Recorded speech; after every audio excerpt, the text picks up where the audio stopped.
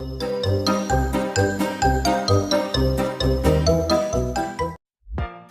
everyone, and welcome to another deep dive with us. Today we're getting into something I think we all can relate to, leveling up those English speaking skills. It's something that comes up a lot. Yeah, and I'm really excited about this one because we're looking at an interview with Sarah, an English language coach from the Excellence English podcast. And she had some really cool ideas. Yeah, she really digs into some stuff that you don't always hear, like focusing on mindset. Right, it's not just about hitting the books, Totally. And I think a lot of people get really stuck on this idea making mistakes. Oh, absolutely. Like Yeah. they're terrified to sound awkward or, get the grammar wrong. And Sarah's whole approach is like flipping that on its head. She says that speaking is progress. Whoa, Yeah, it's like just by speaking, you're already moving forward. I love that. It takes so much pressure off. Right. It's like suddenly you're not so worried about stumbling over a word or two because, hey, you're actually getting closer to fluency. It's like, when you're learning to ride a bike, you're going to fall a few times, Yeah. but those falls are part of the process. Exactly. Each one teaches you something. Okay. But what about the people who, aren't living in an English-speaking country? Do they have to book a plane ticket to get better? That's another thing I thought was really interesting. Sarah actually challenges that whole idea that you need to be surrounded by native speakers 24/7. So it's more about like creating that immersive experience wherever you are. Yeah, like what are the things you can do in your daily life? So like watching movies and stuff. Exactly. Movies, TV shows, anything you enjoy. It's not just passively watching. You're actually absorbing the rhythms of the language, how native speakers really talk. It's like training your ear, right? Totally. And podcasts, of course. Well, hey, we're a podcast. Haha, exactly. But, the beauty of podcasts is you can pick something you're actually interested in. It's not a textbook, it's a conversation. Right. And Sarah also talks about reading in English, but I know some people get overwhelmed with, picking up like a huge novel. Sure, but Sarah says even starting small can make a big difference. Like what kinds of things? Anything you're into, really. A comic book, a blog about your hobby. The point is to make it enjoyable. So it's almost like you're tricking yourself into learning. In a way. And, one of the more surprising things she suggested was talking to yourself in English. The speak to yourself technique. Yeah. It might sound kind of strange at first, but it gives you that space to practice without judgment. And not just getting the words out, but also listening to yourself. Right. You become your own coach in a way. Okay, but let's be real here. What about the accent? Like so many people get hung up on sounding like a native speaker. And Sarah has a really refreshing take on this. She says accents are part of who we are. So it's not about erasing your accent completely. Right. It's about clarity being understood. And she even suggests this thing called shadowing. Oh, yeah. Have you tried that? I have. It's actually pretty fun. You listen to a native speaker and try to repeat it, matching their intonation and all that. It's like stepping into their shoes for a minute, feeling how the language flows naturally. Right. And it's not about losing your accent, but making your pronunciation clearer. Exactly. Like fine-tuning an instrument. Now let's talk vocabulary, because Sarah has a very different approach than, just memorizing lists of words. Oh, yeah. Instead of just learning words in isolation, she's all about learning them in context. Can you give an example?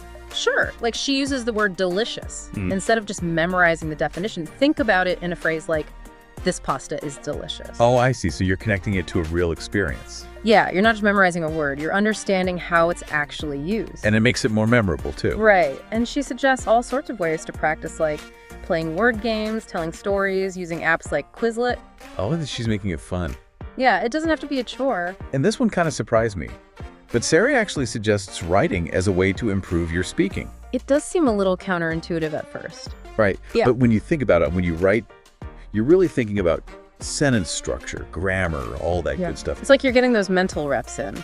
Yeah, it's practice, even if you're not speaking out loud. Exactly. And she says you can do simple things like keeping a journal or even just writing down your thoughts in English. Okay, so we've talked about mindset immersion, but what about those everyday expressions, the idioms? Ah, yes, those can be tricky. Because they're not always literal translations, right? Exactly. And, you hear them all the time in movies and TV shows, podcasts, real conversations. Like, how's it going? Or, I'm feeling under the weather, or catch you later. Those are the things that make you sound more natural. So how do we tackle those? Sarah suggests paying attention to how native speakers use them. You know, watch movies, listen to conversations, and try to notice how those phrases fit into the conversation. And the more you hear them, the more you'll start using them naturally. Right, it becomes part of your vocabulary. And then there's the grammar monster. I know a lot of learners get really intimidated by grammar. Oh, for sure, it can be overwhelming. Like they get so focused on being perfect that they're afraid to even open their mouth. And Sarah's message is so important here. She says, prioritize communication over perfect grammar. Especially in the beginning. Yeah, just get your message across. Don't worry about making a few mistakes. Because the grammar will improve over time.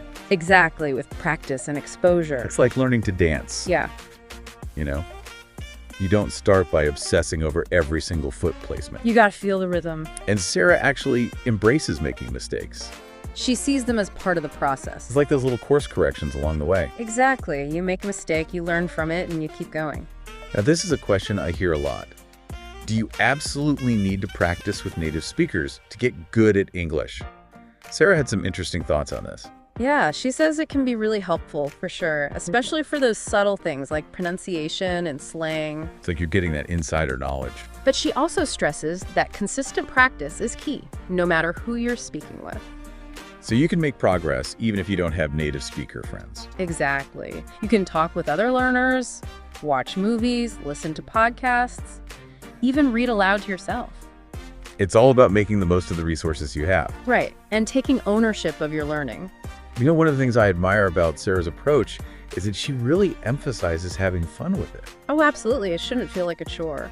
Because it's easy to get discouraged if you're not seeing results fast enough. And that's where celebrating those little wins comes in. You know, like when you finally understand a joke in English or have a conversation that just flows. Those are the moments that make it all worthwhile. Because language learning isn't just about, memorizing words and rules. It's about connecting with people. Yeah, it's about opening yourself up to new experiences and cultures. And Sarah's approach really embodies that spirit of exploration and connection. It's about finding joy in the process. So that's a great place to stop for part 1 of this deep dive. We've covered a lot of ground with Sarah's unique perspective. And we'll be back soon to talk about even more practical strategies and ideas from this interview. Welcome back. We're diving right back into those English-speaking skills. You know, as we were talking about Sarah's advice in the last part, I was thinking about how she really wants people to think outside the textbook. It's like she's saying, ditch those grammar drills and get out there and live the language. Yeah. And one of the things she talks about is watching movies and TV shows in English, which, a lot of us do anyway. Right, but she breaks down why it's so helpful. It's not just vegging out. You're actually getting immersed in how people really speak. It's funny because when I first started learning English, I used to watch movies with subtitles in my native language. Oh, yeah, I used to do that too. It was comfortable, but I wasn't really learning as much. Right, you're not getting that direct exposure. Yeah. So what do you recommend? Well, switching to English subtitles can be a good first step.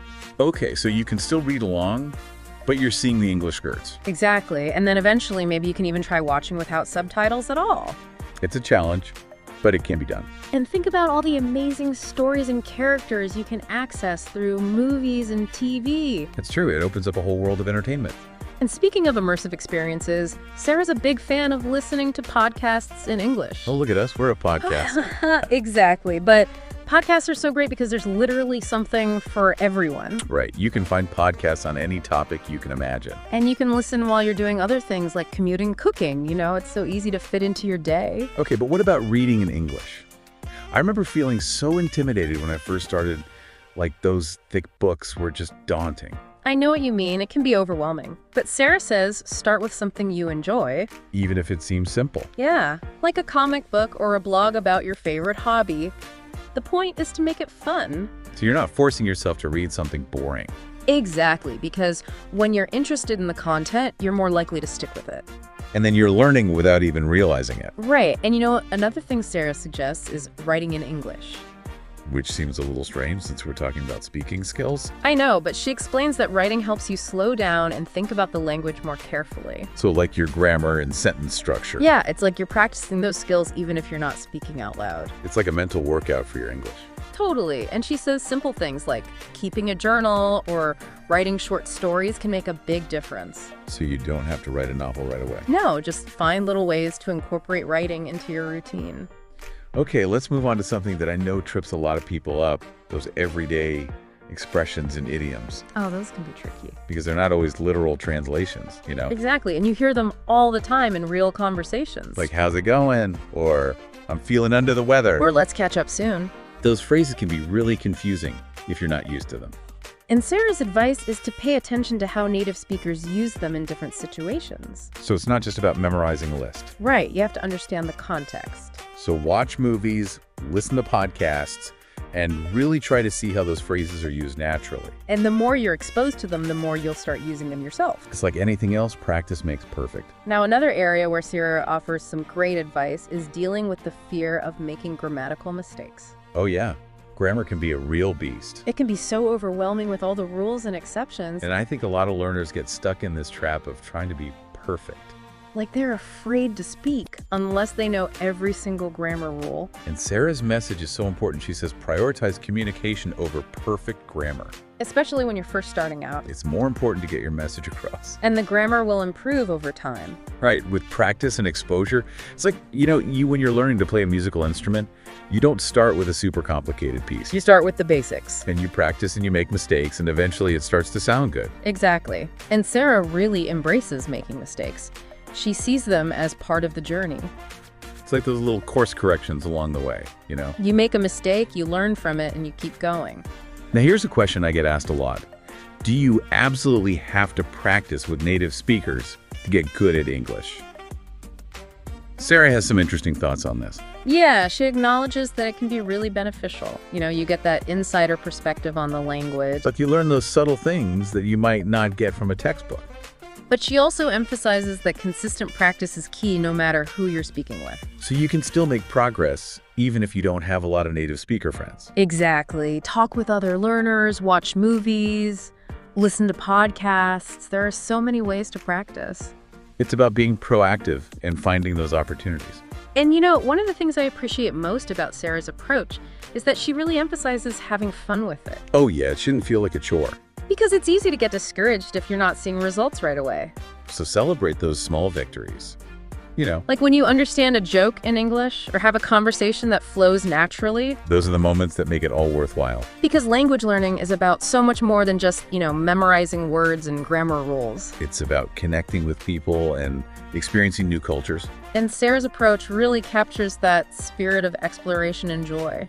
And on that note, let's take a short break. We'll be back with the final part of our deep dive. And we are back for the final part of this deep dive. Through all of this, one thing that's really stuck with me is how much Sarah talks about mindset. Yeah, it's like she's saying you gotta believe you can do it before you actually can. Totally. And she's not just talking about, positive thinking. Yeah. It's about reframing those challenges. Like seeing mistakes as part of the process? Exactly. It's like you're giving yourself permission to mess up because, hey, you're learning. And those small wins, she talks about like celebrating those. Oh yeah, those are so important. Because it's easy to get caught up in what you haven't mastered yet. It's true. I remember when I first started learning English, I was so focused on sounding perfect. Like a native speaker. Yeah. And it would just make me freeze up like I was too afraid to even try. It's like you're putting all this pressure on yourself. And it wasn't until I let go of that need to be perfect that I actually started making progress. It's about giving yourself the freedom to experiment, Yeah, to play with the language. And that's what I love about Sarah's approach. She encourages people to find what works for them. To get creative with it. Right, whether it's watching movies, listening to podcasts, talking to yourself, I gotta admit, I was a little skeptical about the whole talking to yourself thing at first. I get it. It can sound a little strange. But you know what? It actually helped me a lot. How so? It just gave me this safe space to practice without feeling self-conscious. It's like your own personal stage. Exactly. And speaking of stages, I think Sarah's advice about watching movies and TV shows in English is so smart. Oh, yeah. It's such a fun way to learn. I used to put on English subtitles and just kind of absorb it all. And you're not even really studying, you're just enjoying a show. Right. And then there's listening to podcasts. Hi. Look at us. Exactly. But podcasts are great because there's such a variety. You can find something on literally any topic. And you can listen anywhere, anytime. It's like having a conversation with someone who's passionate about something you're interested in. Okay, but what about reading? A lot of people get overwhelmed by that. I know, but Sarah has some good advice there, Yeah. too. She says, start with something you enjoy, even if it seems simple. Like a magazine article or a blog post. Yeah, as long as you're engaged, you're going to learn. Because you're not just reading words, you're absorbing the language. And Sarah also talks about the power of writing in English. Which might seem a little weird since we're talking about speaking skills. But it actually makes sense when you think about it. It forces you to slow down and think about the grammar and sentence structure. It's like you're training your brain to think in English. And she gives some easy suggestions like keeping a journal or writing short stories. Just little things to get those creative juices flowing. Now let's revisit those everyday expressions and idioms. Ah, yes, the ones that make you sound like a natural. But can be so tricky to learn. Because they're not always literal translations. And they're constantly evolving too. Right, so how do we keep up? Sarah says, pay attention to how native speakers use them in real life. Watch movies, listen to conversations, immerse yourself. And don't be afraid to try them out yourself. Even if you make a mistake. Speaking of mistakes, let's talk about grammar anxiety. Oh, that's a big one. So many learners get paralyzed by the fear of making a grammatical error. And Sarah's message is so powerful. She says, just communicate. Don't worry about being perfect. Yeah, the grammar will come with time and practice. It's more important to get your ideas across and connect with people. And you know what? Mistakes are actually a good thing. They are. Yeah, they're how we learn. It's like they're showing us where we need to improve. Exactly. And Sarah encourages us to embrace those mistakes as part of the journey. So to wrap things up, I just want to reiterate Sarah's main message. English learning is for everyone. It's not just for people who live in English-speaking countries or have perfect grammar. It's for anyone who wants to connect with the world and experience new things. And the most important thing is to find what works for you and to have fun with it. So there you have it, folks. A deep dive into mastering English speaking skills with some incredible insights from Sarah. We hope you feel inspired to get out there and practice. And remember, the journey is just as important as the destination. Keep those conversations flowing, and most importantly, have fun. Until next time, happy learning, everyone.